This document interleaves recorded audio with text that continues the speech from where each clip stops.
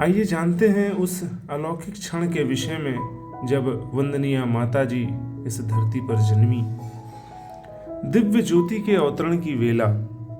दिव्य ज्योति के जन्म की शुभ घड़ी समीप आने लगी थी। मातृत्व मानवीय रूप और आकार ले रहा था।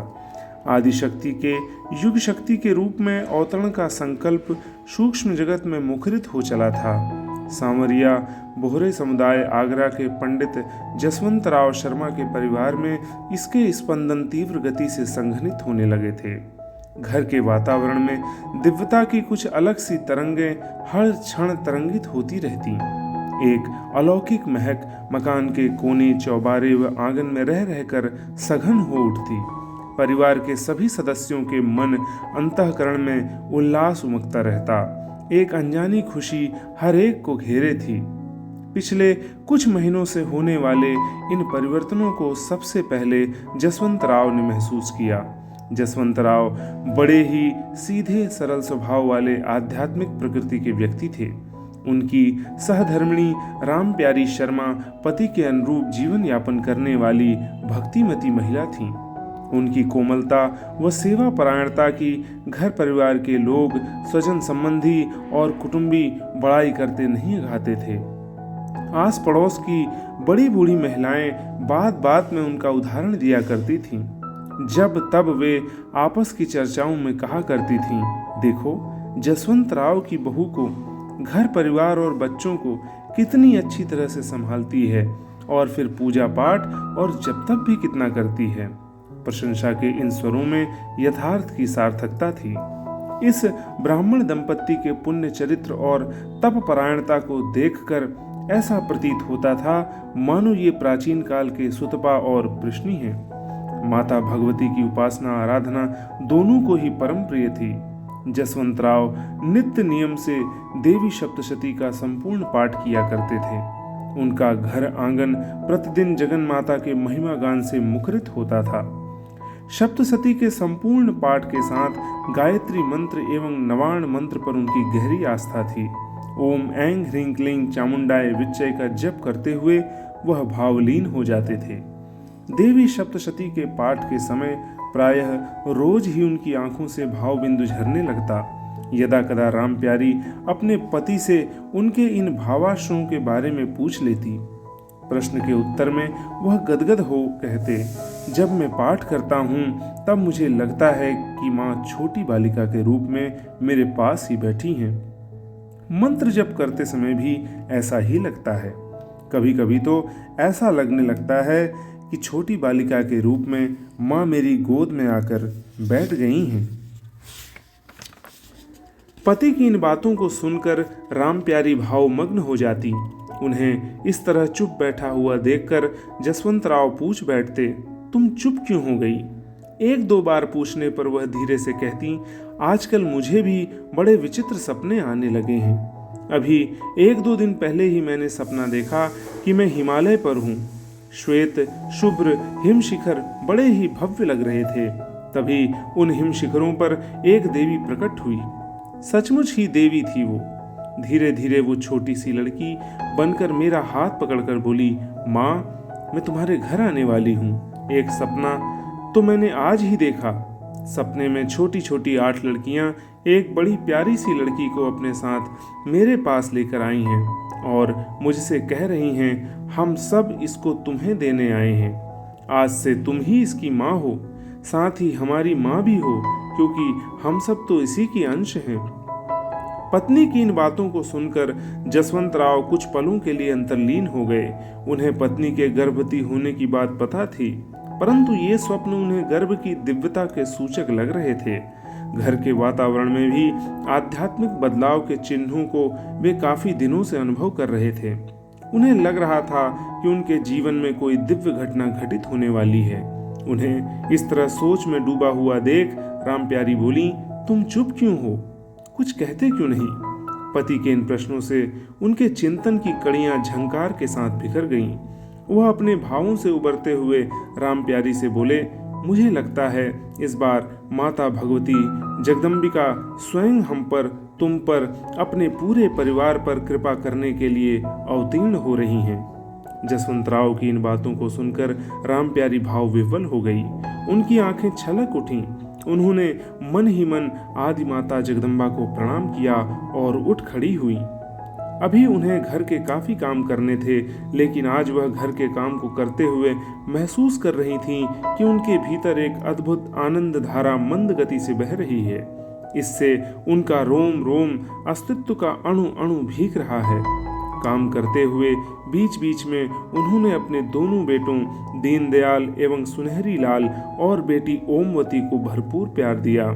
शायद वह अपने भीतर उमड़ती उफनती आनंद सरिता के प्रवाह को अपने बच्चों में भी उड़ेलना चाहती थीं। रात को सोते समय दिव्य भावानुभूतियों ने उन्हें फिर घेर लिया। उन्हें लगा कि दिव्य लोकों के देवगण, देवियां, सूक्ष्म शरीरधारी ऋषि और सिद्धजन उनके गर्भ पर पुष्प वृष्टि कर रहे हैं। अब यह किसी एक दिन की बात नहीं, नित्य का क्रम हो गया था। गर्भ की अवधि जो जो पूर्णता की ओर बढ़ रही थी, ये भावानुभूतियां भी उत्तरोत्तर सघन होती जा रही थीं। उनके प्राणों में पुलक बढ़ती जा रही थी। उनकी निर्मल अंतर्चेतना और अधिक उज्जवल दीप्ति से प्रकाशित होती जा रही थी। कालचक्र की बढ़ती गति के साथ वह दिव्य मुहूर्त आ गया जिसे देवों और ऋषियों ने निश्चय किया था, जिसकी प्रतीक्षा जसवंतराव एवं रामप्यारी को ही नहीं, संपूर्ण विश्व मानवता को थी। आश्विन कृष्ण तृतीया संवत 1982 20 सितंबर 1926 ईस्वी की प्रातः 8 बजे के लगभग दिव्य ज्योति ने जन्म ले लिया। पंडित जसवंतराव शर्मा उस समय देवी के नवाण मंत्र का जप कर रहे थे। उनके ध्यान में माता की छवि प्रत्यक्ष थी। उनके हृदय की गहराइयों में उपस्थित आदि माता उन्हें आशीष दे रही थी। तभी उनके कानों में किसी वृद्ध महिला के ये शब्द सुनाई पड़े कि लेडी लॉयल अस्पताल में ठीक 8 बजे कन्या जन्मी है। लेकिन आश्चर्य, अस्पताल के इस समाचार के साथ उनके हृदय में कुछ और भी गूंज पड़ा। वह क्या था? उन्होंने स्पष्ट रीति से अपने हृदय में श्री देव्यर्थ शीर्षम या मंत्र ध्वनि सुनी। अहम आनंदो अहम विज्ञाना विज्ञाने अहम ब्रह्मा ब्रह्माणि वेदितव्ये अहम पंचभूतान्य पंचभूतानि अहम अखिलम जगत। मैं आनंद और आनंद रूपा हूँ। मैं विज्ञान और अविज्ञान रूपा हूँ। अवश्य जानने योग्य ब्रह्म और अब्रह्म भी मैं ही हूँ। पंचीकृत और अपंचीकृत महाभूत भी मैं ही हूँ। यह सारा दृश्य जगत मैं ही हूँ। इस स्पष्ट ध्वनि को अपनी अंतर चेतना में सुनकर जसवंतराव को यह साफ हो गया कि आदि माता ने आगमन के साथ ही उन्हें अपना परिचय दे दिया है। वह आदि माता को प्रणाम करके पूजा के आसन से उठे और कपड़े बदलकर लेडी लॉयल अस्पताल की ओर चल पड़े। उन्हें अपने ज्योतिष ज्ञान की भी सार्थकता सिद्ध करनी थी। पिता का ज्योतिष ज्ञान पुत्री को गोद में लेते ही सार्थक हो गया। उन्होंने कन्या के जन्म मुहूर्त पर मन ही मन विचार किया। होरा, लग्न, ग्रहों की युति और उनकी भावदशा के बारे में गणनाएं की और उनके चेहरे पर प्रसन्नता की रेखाएं झिलमिला उठी। ज्योतिष की गणनाएं एक के बाद एक उन्हीं तथ्यों की ओर संकेत कर रही थीं जिनका एहसास उन्हें अपनी ध्यानस्थ चेतना में हुआ था। साधना काल में और ज्योतिष विद्या का गहन अवलोकन करते समय उन्हें बार बार इस तथ्य की अनुभूति होती थी कि सन 1926 ईस्वी महान आध्यात्मिक शक्ति के अवतरण का वर्ष है, परंतु कैसे और किस तरह, इन प्रश्नों के हल वे नहीं खोज पा रहे थे। यद्यपि उनकी साधनात्मक एवं ज्योतिषीय अनुभूतियों का इतिहास साक्षी बन रहा था। इस वर्ष की वसंत पंचमी को विश्व की महानतम आध्यात्मिक घटना घट चुकी थी। परम पूज्य गुरुदेव 15 वर्षीय श्री राम ने अपने हिमालय वासी महागुरुदेव के मार्गदर्शन में अखंड साधना दीप प्रज्वलित किया था। उनकी 24 वर्षीय 24 गायत्री महापुरुष चरणों की श्रृंखला इसी वर्ष प्रारंभ हुई थी। इसके अतिरिक्त श्री अरविंद आश्रम पौंडीचेरी में महायोगी अरविंद पूर्ण योग की विशिष्ट सिद्धि को अवतरण करने की सफलता प्राप्त कर रहे थे। इस वर्ष के अंतिम महीनों में ही अति मानसिक चेतना धरती पर अवतरित हुई थी और महायोगी अरविंद अति मानसिक चेतना के अवतरण के लिए परिपूर्ण एकांत में चले गए थे। जिस आध्यात्मिक शक्ति के अवतरण के साक्षी आज जसवंत राव थे, वह उपर्युक्त दोनों ही घटनाओं से कहीं अधिक विशिष्ट थी, क्योंकि इसमें आध्यात्मिक महाशक्ति ने स्वयं ही स्थूल देह धारण करके अवतार लिया था। आदि माता स्वयं ही अपनी लीला भूमि में अवतरित हुई थी। नील गगन में सूर्यदेव बड़े ही सुखद आश्चर्य से इस दृश्य को निहार रहे थे। उन्हें अपनी शत सहस्त्र किरणों से सद्य अवतरित जगदम्बा के अर्चन वंदन का सौभाग्य प्राप्त हो रहा था। समूचे वातावरण में आज एक स्निग्ध शांति, शीतलता और मधुर सुवास व्याप्त हो रही थी। धरती का यह छोटा सा कोना तीर्थ भूमि बन गया था। यहाँ एक ही पल में अनेक परिवर्तन घटित हो गए। जसवंत राव की भावभूमि अपरिवर्तित थी। वह तो बस सुरभि भरी कुसुम कलिका की भांति कमनीय कांति को बिखेरती अपनी कन्या को गोद में लिए बस देखे जा रहे थे। यदि पड़ोस की महिला उन्हें न टोकती तो वह न जाने कब तक यूं ही खोए रहते। ऐसा क्या है इस लड़की में जो तब से देखे जा रहे हैं?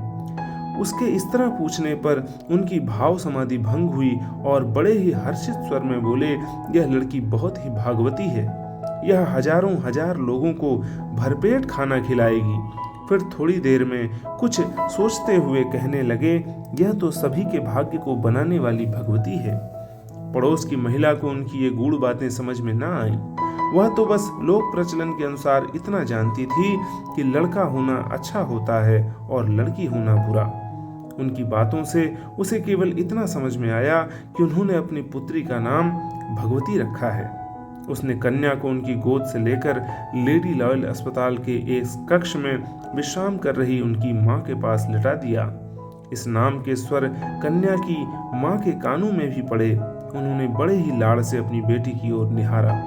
सदा हंसमुख लीला चंचल उस नन्ही सी बालिका के सस्मित नेत्रों में जैसे कोई सम्मोहनी शक्ति थी, जिसे देखकर वह बरबस सोचने लगी, आहा कितनी सुंदर आंखें हैं, मानो देवी के नेत्र हैं। मेरी यह बेटी सचमुच ही माता भगवती है। माता के ममत्व एवं पिता के स्नेहमय लालन में भगवती शशिकला की भांति दिनों दिन बढ़ने लगी। स्वजनों के साथ उसका बचपन बीतने लगा। यह बंधुओं माता जी के जन्म की कुछ दिव्य घटनाएं थीं, जिनको आज हम सब ने जाना। आगे हम जानेंगे कि किस प्रकार माता जी का बाल्यकाल बीता।